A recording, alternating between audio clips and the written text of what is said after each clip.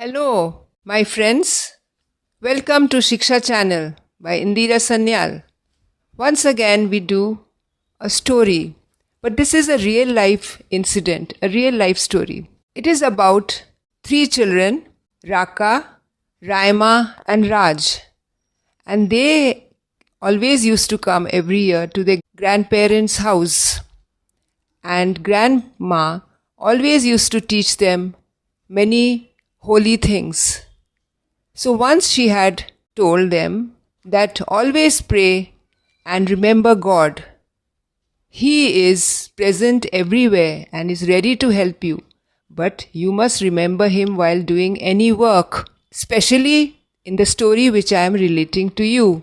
It was the summer vacation. Children had come down from Mumbai to Kolkata, and grandmother, as usual, had booked and always entertained them with many things, but this time she had booked a magic show for them. The children were very excited, thrilled, because for the first time they are going to see the magic show. They hailed a taxi, all dressed up, grandmother, mother, the three children, and as they were going, suddenly the sky became overcast with dark clouds. Thunder rumbled, and there was lightning. And all of a sudden, the rains also started pouring. "Oh no," said mother. "How should we go now or no? Not?" The children shouted out, cried aloud, "No, no, we want to go."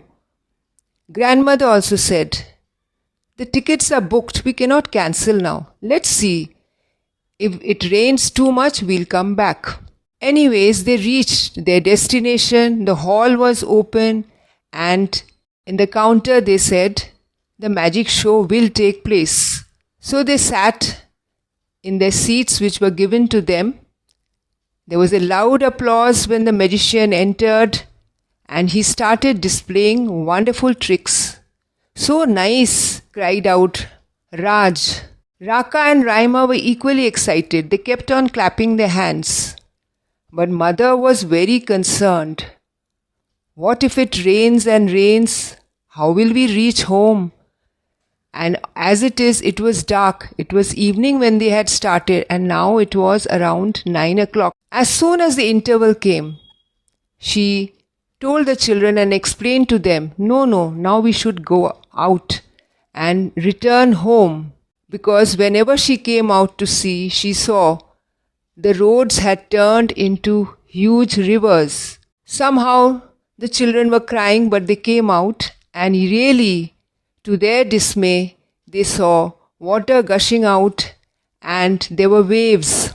So they didn't wait anymore because it was pitch dark and rains were going on, heavy downpour, no vehicle on the way, no person to be seen, absolutely silent, only the sound of the rains. So they ventured and came out, got drenched in the water. Again they came back to the hall.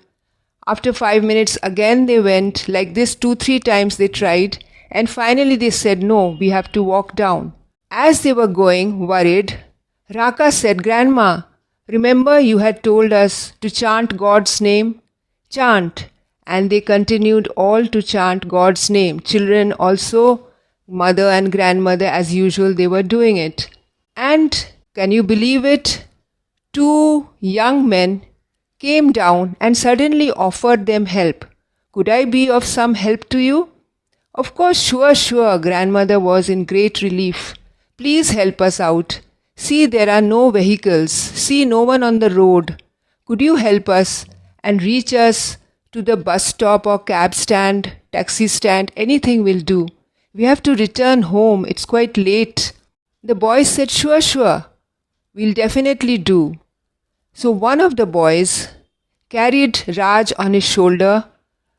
The other one held Raima's hand, and Raka, the elder one, she held grandmother's hand and said, "Continue chanting the name of God." They just started on their destination and going through the water when suddenly 2 rickshaws came from somewhere, and it was a real surprise because no vehicle was on the way. They were hand drawn, but of great use. So the children, they boarded the rickshaw, and the rickshawala took them to the bus stop. Luckily, there was one bus which was about to start. And the boys also came along, and they reached the children, grandmother and mother, to their homes. Such a relief. So friends, you see, God is always there. He is always ready to help us. And especially the prayer is of great use. It's a great strength. So little Raka and grandmother's teachings were of great use, especially in that dilemma. So it was a real miracle.